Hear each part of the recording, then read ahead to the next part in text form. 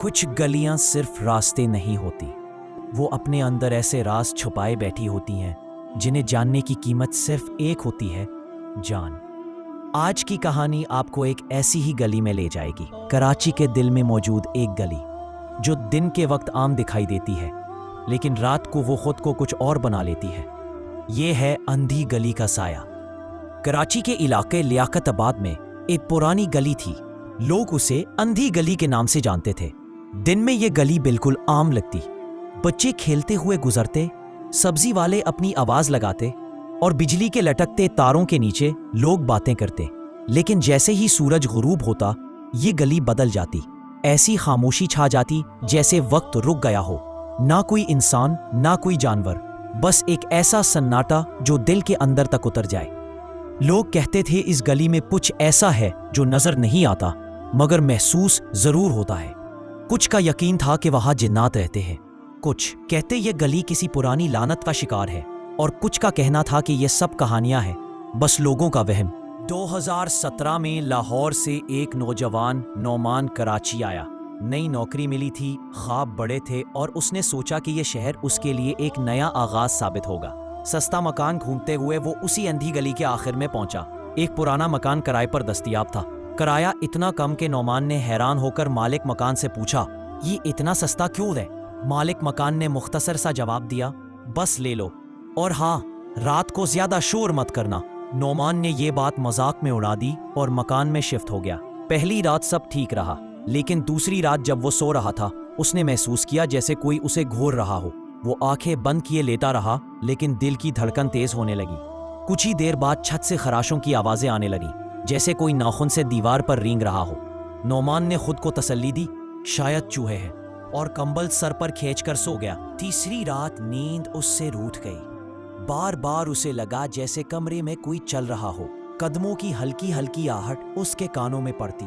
ہمت کر کے اس نے آنکھ کھولی تو کمرے کے کونے میں ایک سایہ کھڑا تھا، کالا، لمبا اور بالکل ساکت۔ اس نے فوراً لائٹ جلائی۔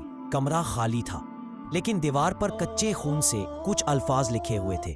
الفاظ دھندلے تھے اور جیسے ہی اس نے انہیں پڑھنے کی کوشش کی، وہ مٹ گئے۔ چوتھی رات خوف کی اصل شکل سامنے آئی۔ رات کے 3 بجے کے قریب دروازے پر زور زور سے دستک ہوئی۔ وہ گھبرا کر اٹھا اور دروازے کے قریب جا کر جھانکا۔ باہر کوئی نہ تھا۔ جیسے ہی وہ پلٹا، ایک عورت اس کے پیچھے کھڑی تھی، سفید ساڑی، بکھرے ہوئے کالے بال اور آنکھوں میں صرف سفیدی۔ اس کے ہونٹ ہلے اور سرگوشی کمرے میں گونجی، تم نے میرے کمرے میں قدم رکھا ہے، اب واپس نہیں جا سکو گے۔ نعمان چیخا اور بے ہوش ہو گیا۔ جب اسے ہوش آیا تو وہ مسجد کے ایک حجرے میں تھا۔ وہاں موجود لوگوں نے بتایا کہ وہ اندھی گلی کے پاس بے ہوش پڑا ملا تھا۔ نعمان نے انہیں سب کچھ بتایا، مگر ایک بزرگ نے کہا، بیٹا، وہ گلی تو سالوں سے بند ہے، وہاں کوئی مکان نہیں، بس کھنڈر ہے۔ نعمان حیران رہ گیا۔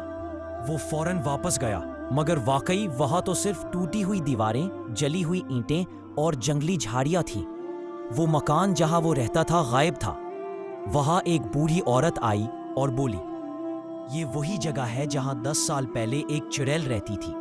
جو بھی وہاں رات گزارتا صبح نہیں دیکھ پاتا۔ کہتے ہیں وہ جنات کے ساتھ رہتی تھی، کالا جادو جانتی تھی۔ ایک رات وہ جل کر مر گئی، مگر اس کی روح اور اس کے جن آج بھی یہاں بستے ہیں۔